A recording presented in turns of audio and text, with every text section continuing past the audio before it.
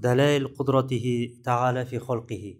Яғни Аллах Тағаланың жаратылыста көрсетіп қойған құдіреті, жаратылыстарда көрініс тауып жатқан, яғни Алланың жаратылыстарға жүргізіп қойған құдіреті деген тақырыпта Бисмиллахир-рахманир-рахим. Инна раббакумуллаху аллази халақас-самавати вал-арда фи ситтати айямин сумма става алал-арш. ثم استوى على العرش يغشي الليل النهار يطلبه حثيثا والشمس والقمر والنجوم مسخرات بأمره ألا له الخلق والأمر تبارك الله رب العالمين. ادعوا ربكم تضرعا وخفية إنه لا يحب المعتدين. ولا تفسدوا في الأرض بعد إصلاحها وادعوه خوفا وطمعا إن رحمة الله قريب من المحسنين.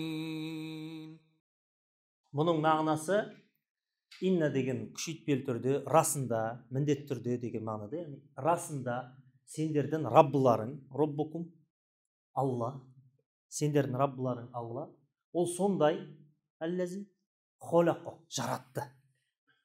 Самауат, аспандар, және жерді.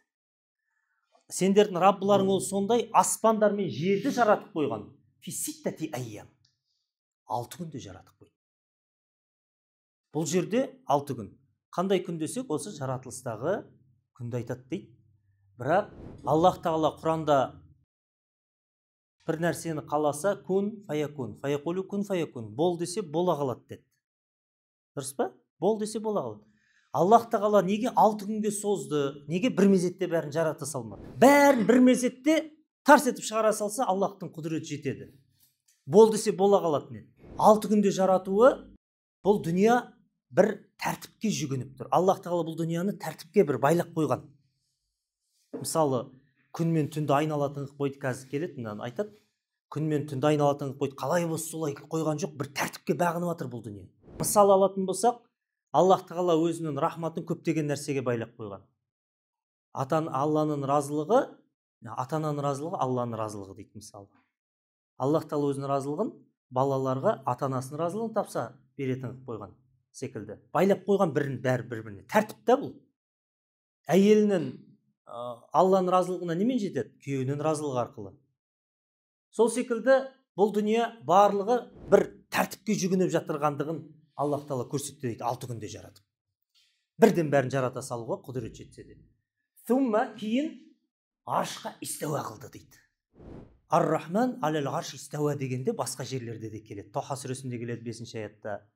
Яғни Аллах Тағала аршқа истауа қылды дегенді ғалымдар бұнда енді тәфсір емес, тәуил жасайды.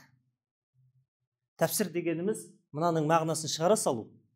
Тәуил дегеніміз қандай нені астарлы мағынаға кіріп, қандай мағынаны меңзеді.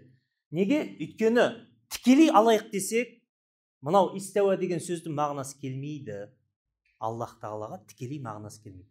Истауа деген сөз истифхалун деген формулада тұр. Истифхалун деген бапқа түседі.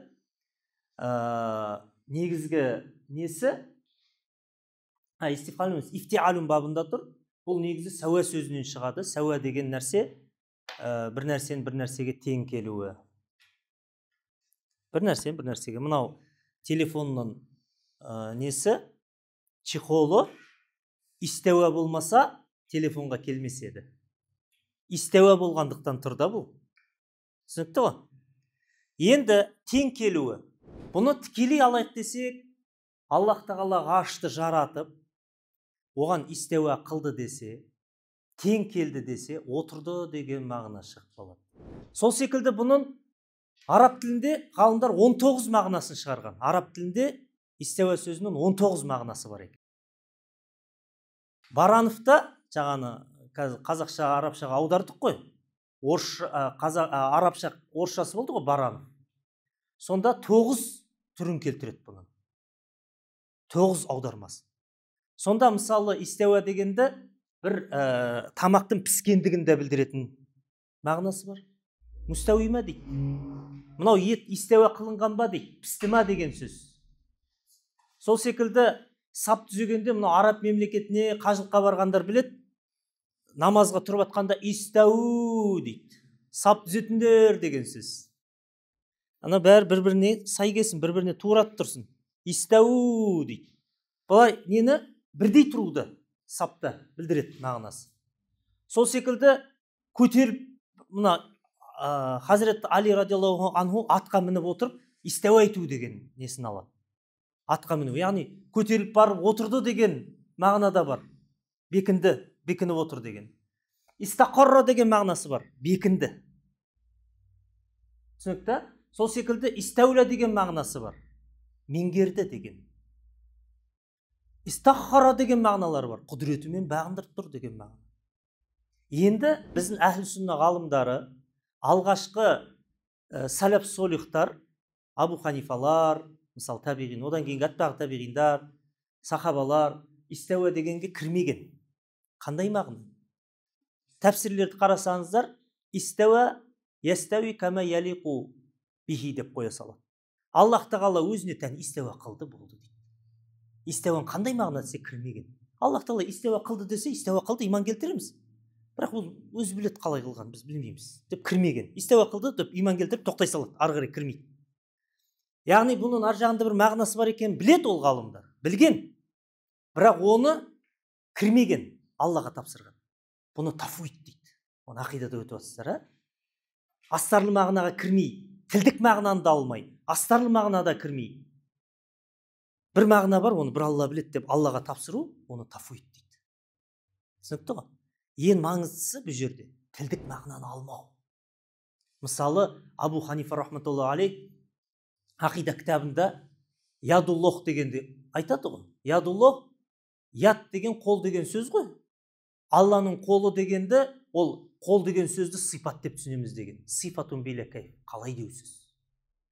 Сондықтан яд деген сөзді басқа парсы тілінен немесе басқа тілге аударатын болсаңдар, беймағына жариха аударып жібермеңдер деген. Қол, мүше мағынасында аударып жібермеңдер деген. Яғни яд деген сөздің мына қол, тілдік мағынасы қол екенін, мүше екенін Абу Ханифа біліп тұр. Бірақ басқа тілге аударатын болсаң, ол мағынада аудармаңдар деген сөзі тілдік мағынасы албайды деген сөз. Алланың қолы деген сөзді мынандай мүшесі бар деген түсінбеу керек деп жатыр. Тілдік мағынасын алуға болмайды деп жатыр. Енді қандай мағынасын аламыз? Тілдік мағынасы мынау мүше екен, қол дегеннің тағы астарлы мағынасы көп екен, қайсын аламыз десе, жоқ, оған кірме сен. Біз оған мұқтаж емеспіз. Алла бұйырған емес бізге. Аллаға тапсырамыз оны. Тафуид дейді бұны. Алғашқы 3 ғасырдағы өткен сәләф солихтар тілдік мағынаны алмаған, тікелей астарлы мағынаға да кірмеген, Аллаға тапсырып отырған. Имам Шафиғидің мынандай бір сөзі бар дейді. Я Раббым, мынаның астында бір мағынаңыз бар екенін білем. Мен бірақ Аллахты, Раббым, сен қайсыны қалап тұрсың, мен білмеймін ғой. Сен қалаған мағынаны мен де қалаймын деген. Я Раббым, осы истауа деген сөздің қандай мақсатпен айттың, мен де соны қалап тұрмын, бірақ мен білмеймін ол қандай мағына екенін дейді. Аллаға тапсырамын. Қандайды қаласа, мен де соған келсем, бірақ мен білмеймін деп солай кірмеген. Бірақ 3-ші ғасырдың аяғында, 4-ші ғасырдың басында жаңа карамиттер шықты ғой Хижазда. Мұхаммад ибн Каррам деген 256 жылы хижреттің туылған дейді Мединеде. Содан ол не істеді? Жаңағы адасқан топтар пайда болды. Сол не істеді? Алланың қолы бар, міне менікіндей қолы бар деп көрсетіп тұрып, Аллах тағаланы 100% адамға ұқсатты. Адасу сондай топтар шықты. Каррамиттер деп аталады. Каррамия. Аллахтың қолы деген, Алланың жүзі деген аяттарды тікелей ұрған ғой. Алланың жүзі бар, міне менікіндей жүз бар деп бетін көрсетіп тұрып айтқан. Алланың қолы бар, міне менікіндей қол бар. Сол кезінде бұндай әңгіме жан-жаққа тез тарқайды. Сол уақытта өмір сүрген Абул Хасан аль-Аш'ари Мысырда өмір сүрген, өзіміздің Орта Азияда өмір сүрген Абу Мансур аль-Матуриди, екі ғалым екі жақтан родды қайтарды. Жауап қайтарды. Жоқ, ол айтуға болмайды. Екі жақтан жауап жаңағы ақида түзілді осы жерде. Яғни түзілді дегенде жаңадан пайда болып жатқан жоқ. Тек мынау мысалы алла қол десе, қол деген мағынаны тілдік мағынасын алмаймыз деді ғой сәләф солихтар. Халяфтарда жаңа имам Ашари мен имам Матуриди тілдік мағынасын аламыз деп жатқан жоқ. Тілдік мағынасын алмауға болмайды деп жатыр. Карамиттерді қайтарып жатыр болмайды деп. Енді сондай ағымдар тарқап кетті. Енді сұрақ пайда болады. Алланың қолы біздікіндей болмаса қандай қол ол сонда? Аллах тағала Құранда қол деп айтса, значит қол деп түсіну керекпіз. Ол мағынасыз айтпайды ғой. Дегенде бұл ғалымдар астарлы мағынаға кіруге мәжбүр болған, астарлы мағынаға кірген. Және Али Имран сүресінің 7-ші аятында келген аятты басқаша да тәпсірлеуге болатынын айтқан. وَمَا يَعْلَمُ تَأْوِيلَهُ إِلَّا اللَّهُ وَالرَّاسِخُونَ فِي الْعِلْمِ дегенде басында сәләф солихтар тәуилді тек қана Алла білет деген жермен тоқтаған ғой. Алла ғана білет, біз кірмейміз деп. Енді жаңағындай топтар шыққан кезінде жаңағы екі үлкен ғалым кірді тәуилге, астарлы мағынаға кірді. Қол деген сөзді қол мағынасын алмаймыз. Құдірет деген мағынасын түсінсек болады. Нығметі деген мағынасын түсінсек болады. Жүзі деген кезінде мынандай жүзді түсінбейміз, Алланың өзі деп түсінеміз. Өйткені араб тілін, әдебиеттерін зерттесе, мына бізде қазақ тіліндегі келеді. Несі? Әкеңнің көзін көргем десе, біз тікелей түсінбейміз ғой, тесіктен қарап тұрған көзін көрген екен деп. Әкеңнің замандасы болғам, өзін көргем деген мағынада айтады ғой әкеңнің көзін. Арабтарында дәл солай екен. Әкеңнің жүзін көрдім десе, мына бір тесіктен қарап тұрған жүзін емес, әкеңнің өзін көрген, замандас болған деген мағынаны білдіреді екен. Сондықтан сол араб тілінің әдебиетіне, хадистерге қарай барша барлығын жинап келгенде, осындай мағына, астарлы мағыналар бар екен алады да, жүз дегеннен Алланың қиямет күні барлығы өледі, Алланың жүзі ғана қалады деген аятта Алланың өзі ғана қалады деп түсінеміз деді. Астарлы мағынаға кірді. Тікелей жүз десе жүзі ғана қалады, қалған мүшелері өліп қалады деген тілік тікелей мағынасын аламыз деп жатқан жоқ. Сондықтан мынау имам Ашари мен имам Матуриди тәуил жасай бастады. Енді анау Али Имран 7-ші аятын тек қана Алла білет деген жерге уаррасихуна фил илм деген сөзді қосып түсінеміз деді. Алла білет және ілімде жетістікке жеткен ғалымдар да білет деп түсінеміз деді. Ешкім оны жоққа шығара алмайды. Ондай тәпсір жоқ деп кім айта алады? وَمَا يَعْلَمُ تَأْوِيلَهُ إِلَّا اللَّهُ وَالرَّاسِخُونَ فِي الْعِلْمِ деп. Алла ғана білет, тек қана Алла және ілімге жетістікке жеткендер ғана білет деген. Сондықтан ғалымдар тәуил жасаса болады деген сөз шығады ол тәпсірде. Сондықтан тәуил дегеніміз истауа десе тікелей мағынасын алмай, астарлы мағынасын түсінеміз деген. Сондықтан бұл жерде истауа деген сөздің 19 мағынасын қайсын аламыз десек, біздің әhl-сүнна ғалымдары, имам Матуридилер астарлы мағынасын көп қой жаңағы зерттеп келіп, истауля деген мағынасын алсақ, не дейді? Болады дейді. Истауля деген меңгеріп тұр, құдіретімен бағындырып тұр деген. Ғарш бұл ең үлкен жаратылыс. Қандай үлкен болса да, Алланың құдіретінен шығып кеткен жоқ. Аллах тағала бәрін меңгеріп тұр, құдіретін жүргізіп тұр деген мағына түсінеміз. Неге? Өйткені пайғамбарымыз саллаллаху алейхи хадисінде келеді, мынау біздің жер шарымыз бірінші аспанның ішінде сахараға тастаған сақинадай. Сахара дегенде мыңдаған километр шегі көрінбейді. Сондай үлкен мыңдаған километр сахараға мынандай кішкентай сақинаны тастаса не болып кетеді? Жоқ болып кетеді ол. Сонда мынау аспанымыз қандай үлкен? Елестетіп көріңіздер. Және ғалымдар айтады, ислам ғалымдары, хадистерге сүйенсек, аяттарға сүйенсек, аспан қатты жаратылыс дейді. Есігі бар. Періштелер жаңаны адам рухын көтергенде бірінші аспанның есігін қағады деді. Демек ол қатты жаратылыс дейді. Және Құранда аспанды біз жұлдыздармен безендіріп қойдық. Және шайтандарға лақтыратын қылып. Руджуман ли шаятин дейді. Және мына безендіріп қойдық дейді. Жұлдыздармен. Демек ғалымдар айтады, аспан қатты жаратылыс. Демек қатты бір темір ма, бір қатты жаратылыс. Демек оның ар жағын телескоп ала алмайды. Қазіргі күндегі астроном ғалымдар зерттеп жатқаны барлығы бірінші аспанның іші ғана болып отыр. Астрономия ғылымына сүйенсек, 250 миллиардтан астам галактика бар дейді. Әрбір галактиканың ішінде 300 миллиардқа жуық жұлдыздар бар дейді. Сапырылысып жатыр, бір-біріне соғыспайды. Андромеда мен тағы бір Т-дан келетін атын ұмытып қалдым, екі галактика бір-біріне қарсы ұшып келе жатыр. Біреуінің жылдамдығы секундына 380 бірдеме, екіншісі 500 бірдеме. Екеуінің бір-біріне деп келе жатқан жылдамдығын қоссақ, секундына 900 километр бір-біріне жақындап келе жатыр екен. Келешекте сол соғысады дейді. Қашан? 2,8 миллиард жылдан кейін. 3 миллиардқа жуық жақын жылдан кейін соғысады. Секундына 900 километр бір-біріне ұшып келе жатқан нәрсе. Түсінесіздер ме? Секундына 900 километр 2,8 миллиард жылдан кейін соғысады бір-біріне дейді. Бірінші аспан үшін жаңа телескоппен алып қандай үлкен да, сөйтсе пайғамбарымыз саллаллаху алейхи вассалам айтады, осы үлкен бірінші аспан, екінші аспанның ішінде сахараға тастаған сақинадай. Елестетіп көріңіздер. Екінші аспан қандай екен? Екінші аспан ішінде жаңағы 250 миллиардтан асқан галактикасымен қоса бүкіл бірінші аспан не болып кетті? Жоқ болып кетті екінші аспан. Сөйтсе пайғамбарымыз саллаллаху алейхи вассалам айтады, екінші аспан үшінші аспанның ішінде. 3-4-тен, 4-5-тен, 5-6-нан, 6-7-ші аспан ішінде, бір-бірінің ішінде сахараға тастаған сақинадай дейді. Біз оның ішінде молекуланың ішінде молекула, оның ішінде молекула болып кетті, көрінбейтін. Алланың құдіретін қараңыздар. Сөйтсе 7-ші аспан Курсидің жанында сахараға тастаған сақинадай, ал Курси ғарыштың жанында сахараға тастаған сақинадай дейді. Сондықтан имам Тахауи айтады, ғарыш ағзамул мақлуқат дейді. Ғарыш ол ең үлкен жаратылыс, Аллах Тағала ең үлкен қылып жаратып қойған ғарыш. Хазірет Али радиаллаху анху Фарқ байнал фироқ деген имам Бағдадидің кітабында келтіреді.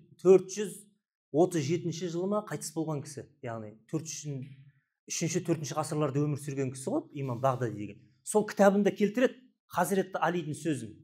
Аллах Тағала ғарышты құдіретін көрсету үшін жаратты. Өзінің затына мекен қылып алу үшін жаратқан жоқ деген. Инналлаха халақал арша изхаран ли құдрати ва лам яттахизу маканан ли затихи. Ғарышты ең үлкен жаратылыс қылып, құдіретін көрсету үшін жаратып қойды дейді. Енді мына жерде истауа алал ғарш дегенді, ол ғарш қандай үлкен болса да, Аллах Тағала оны меңгеріп тұр, Алланың құдіретінен шығып кеткен жоқ. Алланың несінің ішінде, құдіретінің ішінде. Аллах Тағала құдіретін жүргізіп тұр деген мағынаны түсінсек болады деп жатыр имам Ашари мен имам Матуриди. Яғни астарлы мағынасында истәуля меңгеріп тұр, құдіретімен бағындырып тұр деген мағынасын түсінсек болады деп ықтимал қылды. Ықтимал дегеніміз вероятность. 100% сол деп 100% қатып қалған жоқ. Не үшін? Өйткені жаңағы карамиттер адасу топты шығып атты ғой. Осы тікелей алып атты. Истәуа десе истәуа, қол десе қол, жүз десе жүз деп атқан кезінде астарлы мағыналарды алды да және шарт қылды. Ол мағына мынаның астында көп 19 мағынасын қайсын алу керек десе, мұхкам аяттар мен мұхкам хадистерге қайшы келіп қалмайтын, қарсы келіп қалмайтын мағына болу керек деді. Сондықтан ләйса камислихи шәй деген аяттар бар ғой, мұхкам аяттар. Бірақ мағына беретін анық аяттар. Аллах Тағалаға еш нәрседе ұқсамайды деген. Сондай аяттарға қарсы келіп қалмайтын мынаның астындағы мағынасын түсінсек болады деп ықтималдарын айтқан. Үмметті сақтап қалу үшін. Жаңағыда Алланың қолы бар екен, жүзі бар екен біздікіндей деген адасудан сақтау үшін жаңағыдай астарлы мағынасын таңдап берді. Алланың құдірет күші, Алланың қолы адамдардың қолдарының үстінде дегені құдірет деп түсінсек болады деді. Адамдардың қолдары қанша күш қуатын жинаса да Алланың құдіреті одан да жоғары тұрады деген секілді. Сөйтіп астарлап түсінсек болады деді. Күллу ман алейха фан ва ябқу вajху роббика зул жалали вал икрам дейді. Қиямет күні барлық тіршілік иесі өлгенде Алланың жүзі ғана қалады деді. Жүзі дегенде өзі қалады деп түсінеміз деді. Барлық тіршілік өлгенде Аллахтың өзі ғана қалады. Тірі болып тек Аллах қалады. Қайтадан сосын өзі тірілтеді дейді. Әзірейілдің өзіне де өл деп соңында бәрін жанына алғызғаннан кейін мәләкүл маутты да өлтіреді дейді Аллах Тағала. Сол кезінде Алла ғана тірі қалады деген сөз дейді. Жүзі деп тікелей алмаймыз. Жүзі деп тікелей алатын болсақ, сонда қалған мүшелері болған болса өліп қалды деген сөз шығады, Құдай сақтасын. Хаша лилля. Сондықтан мына жерде Аллах Тағала жаңағы 6 күнде аспан мен жер жаратқаннан кейін, одан кейін жаңағы ғарышты жаратты, ғарышты меңгерді деген мағынаны түсінсек болады. Қазіргі күнде кейбір бауырларымыз көтерілді, отырды, бекінді деген мағынасын алып жүр ғой. Оны ең бірінші рет Ибн Таймия деген ғалым айтқан. Ғалым болса да пайғамбар емес қой. Пайғамбарымыз саллаллаху алейхи вассалам айтты: "Күллі бәни адам хатта ва хайру хаттаин тауабун" деп. Адам баласының барлығы қателеседі. Бірақ қателесушілердің ең жақсылары тәубаға келгендері деді. Сол кісі мешітте отырып, анау неде арабтарда михрабтардың жанында кресло орындықтар тұрады, білесіздер ғой. Сол жерде отырып кешке уағыз жүргізіп отырса, бір адам келіп сұраған ғой, ар-рахман әл-ғарш истауаны қалай деп түсіндіресіз дегенде, Аллах тағала ғаршқа истауа қылып отыр дегенді қалай түсінесіз дегенде, ар-рахман әл-ғарш истауа кама астауи ана ала хазал ғарш деп жауап берген. Рахман ғаршқа истауа қылып отыр, мен мынау креслоға, орындыққа истауа қылып отырғаным секілді деп. Истауа деген сөзге қандай мағына берген? Отыр деген мағына берген. Сондықтан қазіргі күнде кейбір бауырларымыз сол сөзге ілесіп, сәләф солих емес ол.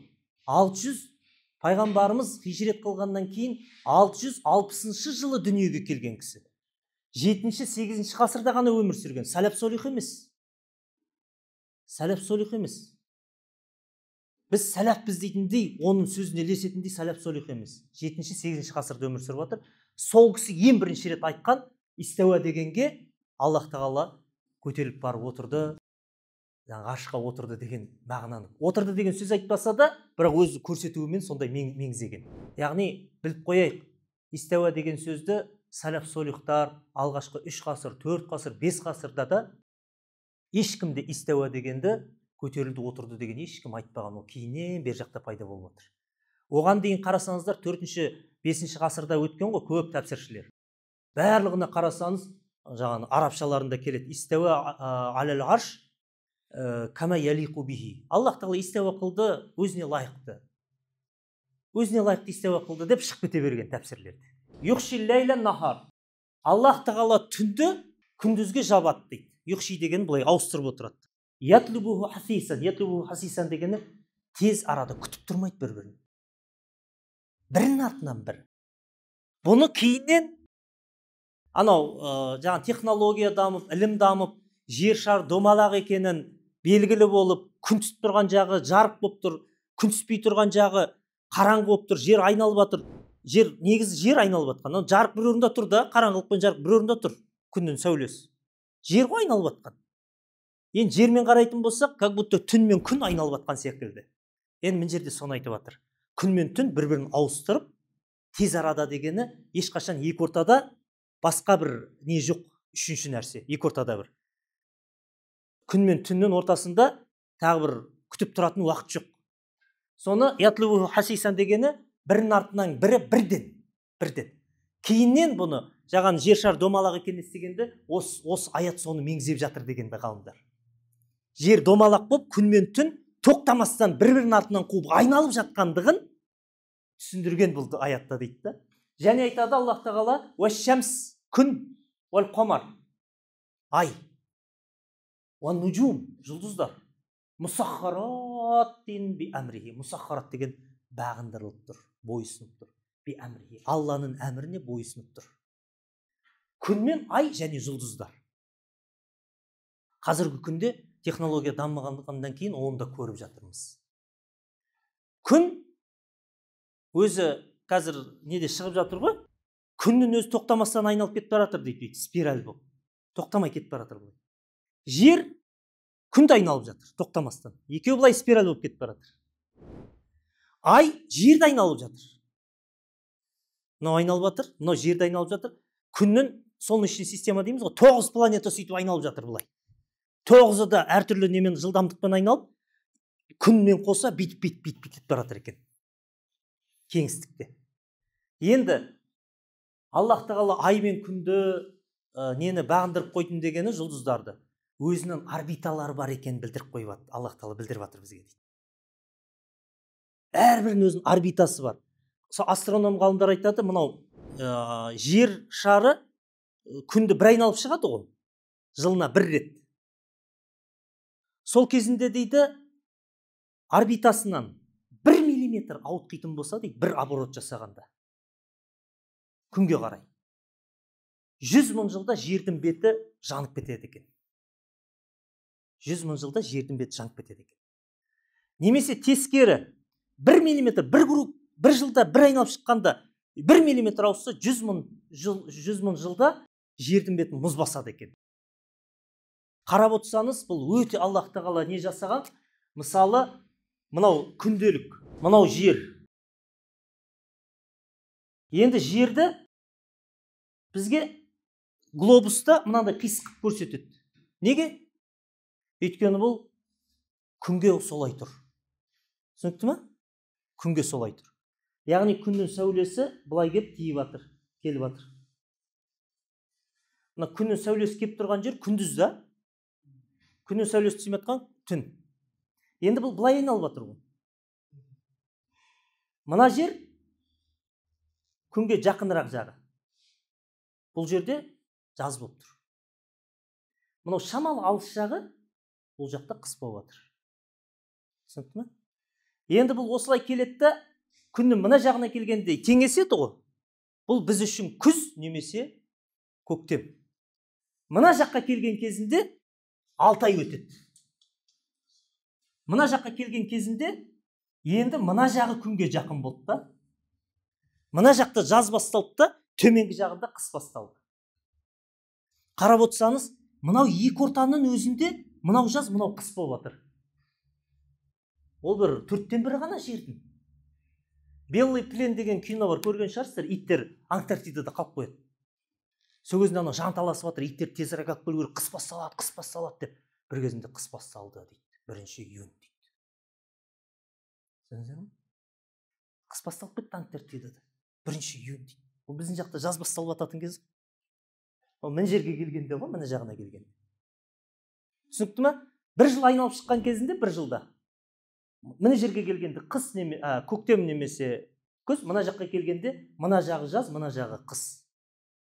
Енді қараңыздар, Аллах тағала мынаны сол 1 миллиметрде ауытқымайды екен. Күнді айналып жатқанда 1 миллиметрға да ауытқымайды.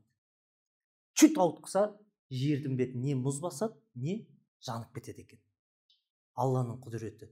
Соған мынау айда жерді айналып жатыр. 1 айда 1 рет айналып шығады.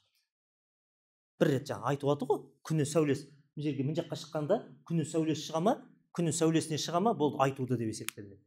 Сондықтан мына жерде күн мен айды Аллах тағала бағындырып қойды дейді. Күн болмаса жылу жоқ еді бізге. Енді бір қызығы, ракетамен ұшқанда, атмосфераның сыртына шыққанда күнді жоғалтып алған ғой. Күн жоқ дейді, тас қараңғы. Біз мына жерден көргенде күн, аспан көкпеңбек, күніміз сап-сары болып тұр ғой. Атмосфераның сыртына шықсаң, күн жоқ болып кетеді екен. Тас қараңғыға пайда боласыз. Жарық тек қана жердің бетінде тұр. Мынау күн тас қараңғыда тұр. Жанып жатқан от емес ол. Бірақ сәуле беріп тұр. Алланың құдіреті. Енді сол сәулесі жердің бетіндегі атмосфераға келіп шағылысқанда барып жарық пайда болып, жылу пайда болады екен. Оның өзінде жылу бірден болмайды. Самолет ұшқанда жаздың ортасында ұшса да 10 километр биіктікте ұшқан самолеттің сыртында -50 деп тұрады. Жаздың өзінде. Бірақ Аллах тағала дәл мынау жердің бетінде жып-жылы қылып қойды. Және жарық тек қана жердің бетінде ғана бар, былай қарай шықса жарық жоқ. Аллах тағала соны не? Құдіретімен бағындырып қойып жатыр дейді. Жұлдыздарды бағындырып қойып жатыр. Өзінің орнымен айналады. Ешқашан жұмысын тастап кетіп қала алмайды. Бағындырып қойды, болды. Айнала ма? Айналып тұрасың деді, қиямет келгенде айналып тұрады, болды. Ешқандай басқа несі жоқ. Аллах тағала бағындырып қойды бұны. Нені? Күнді және айды. Және басқа аятта келеді, күн мен айды, түн мен күндізді біз жаңағы уақыттарында білу үшін жараттық деп қойған. Күнге қарап та уақыт білеміз, айға қарап та жаңағы Рамазан нелер туған айға қаралып жатыр ғой. Мусаххарат би амрихи, Алланың әміріне бағынып тұр бұлар. Әла лахул холқ вал амр. Жарату ісі Алланың иелігінде. Вал амр дегеннен кейін жаратқаннан кейін де оны басқарып тұру Алланың иелігінде. Жарату ісі де жоқтан бар еді. Одан кейін жаратқанды бағындырып тұру, ризықтандырып, барлығын тағдырын не істеп тұру, Аллах тағала қадағалап тұру Алланың ісі. Табаракаллаху раббул аламин. Табарака деген не? Аллах тағала пәк, ұлық, әлемдердің раббысы ол. Удғу раббакум. Дұға қылыңдар раббыларыңа дейді. Бізге айтып жатыр Аллах тағала. Раббыларыңа дұға қылыңдар, тадарруған. Тадарруқ дегені музиллен дейді, өте кішіпейіл болған күйде. Алладан кішірейіп сұрандар, кішіпейіл күйде, бойұсынған күйде сұрандар. Хуфиятан дейді. Хуфиятан дегені жасырын түрде сұрандар. дұғаны жасырын болған жақсы деген сол Абу Ханифа. Намаздан кейін хадис келеді ғой, жаңағы әмин деп айқайлады. Сосын пайғамбарымыз саллаллаху алейхи дейді, кім айқайлады? Және пәленше періште таласып жатқанын көрдім, әминнің сауабын жазып жатқан дейді. Енді имам Шафиғи әмин деп дауыстап айтқандықтан біз де дауыстап айтамыз деп алды, солай иштихад қылды. Абу Ханифа сол жерде иштихад қылады, жоқ, әмин деген не өзі дейді. Әмин деген мағынасы ол христиандарда бар. Неге? Өйткені бұл әминнің мағынасы тақаббал я раб деген мағына. Дұғамды қабыл етші деген мағына. А ол не ол? Дұға. Дұғаларымызды, құлшылығымызды қабыл етші я Раббым, құлшылығымызды қабыл етші дегенде бір-ақ сөзбен әмин деп айтылады. Ол әмин деген сөз не мағынаны білдіреді? Дұғаны білдіреді. А дұға жасырын, іште айтылған жақсы деп Абу Ханифа әминді уәля долин деп фатиханы оқығаннан кейін іштен айтамыз дегені сол. Иштихадта бұл, иштихад қылып отыр. Сондықтан Аллах Тағала осы нелерге сүйенген болса керек, өйткені дұға іштен айтылады деп айтқанда, мен жерде Аллах Тағала соны айтып жатыр. Кішіпейіл күйде, бойсұнған күйде дұға қылып, жаңа даңдайсып не істеп тұрмайды, Алланың алдында кішіпейіл болып сұрап, хуфия жасырын болған күйде айқайлап сұрамайды, мысалы. Иннаху ла юхиббул муътадин. Аллах Тағала ла юхиббу жақсы көрмейді, муътадин шектен шыққандарды дейді. Шектен шығу дегені бұл Алла худудулло дейді да арабша. Аллах Тағаланың шекарасынан шығып кету дейді. Аллах Тағаланың шекарасы дегені, Аллах Тағала бізге шариғатпен шекара қойды ғой, мынаны істе, мынаны істеме. Сол шекарадан шығып кетпеу дейді. Шариғат шеңберінен шығып кетпеу. Кім шариғат шеңберінен, Аллах көрсетіп қойған шариғат шеңберінен шығып кеткенді Аллах Тағала жақсы көрмейді. Уәлә туфсиду, фәсад қылмаңдар дейді.